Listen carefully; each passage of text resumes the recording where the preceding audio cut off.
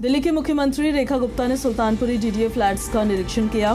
इस दौरान मंत्री आशीष तूद उनके साथ मौजूद रहे और सीएम रेखा गुप्ता ने कहा कि 2011 से बनी हुई ये फ्लैट्स जो गरीब झुग्गीवासियों को दिए जाने थे, अरबों रुपए का इस पर फंड लगा, लेकिन सरकार की लापरवाही और बदनीयती ने इन फ्लैट्स को झुग्गी वालों को देने से हमेशा रोका। उनकी मंशा थी कि गरीब झुग्गी में बिना व्यवस्थाओं के पड़ा रहे।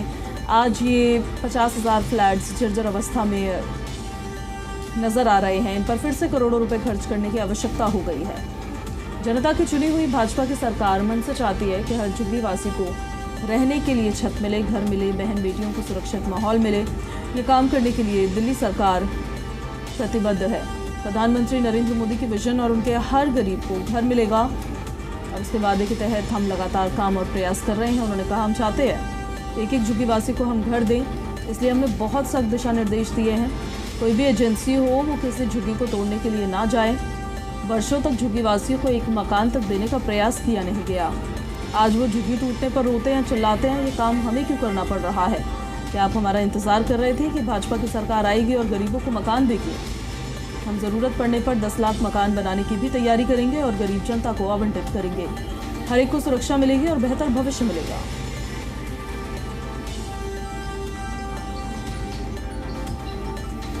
2011 से बने हुए ये फ्लैट जो गरीब झुग्गी वासियों को दिए जाने थे, अरबों रुपए का इस पे फंड लगा, पर सरकार की बेपरवाही और बदनीयती ने इन फ्लैट्स को झुग्गी वाले को देने से हमेशा रोकते रहे। उनकी मंशा थी कि गरीब झुग्गी में पड़ा रहे, बिना सुविधाओं के, रोजाना शौचालय और स्नानघर जैसी व्यवस्थाओं के लिए जूझता रहे।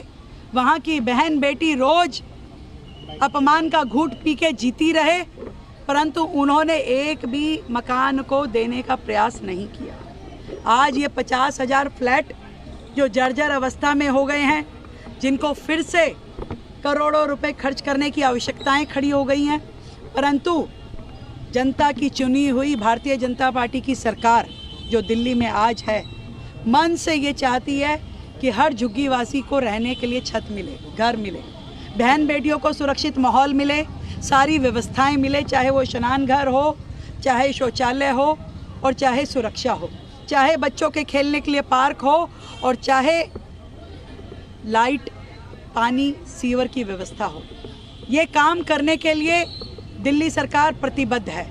आदरणीय प्रधानमंत्री नरेंद्र मोदी जी के विज़न और उनकी कही हुई बात कि हर गरीब को घर मिलेगा, उसको काम करते हुए उस विषय के लिए हम दिन रात काम कर रहे हैं। हर वो संभव प्रयास जो झुग्गी वालों के लिए मकान देने के लिए हो सकता है वो हम कर रहे हैं। हमारी पूरी टीम, हमारे सारे अधिकारी, हमारे मंत्री, हम सब लोग लगे हैं।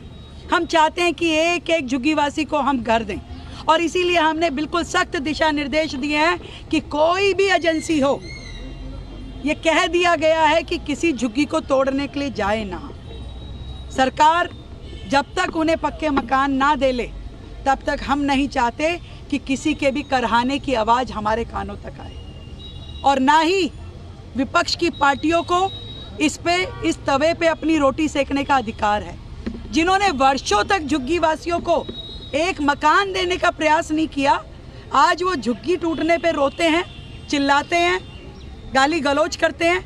मैं उनसे पूछना चाहती हूँ, आपने क्यों नहीं ये फ्लैट उन्हें दे दिए? क्यों इनको जर्जर होने दिया?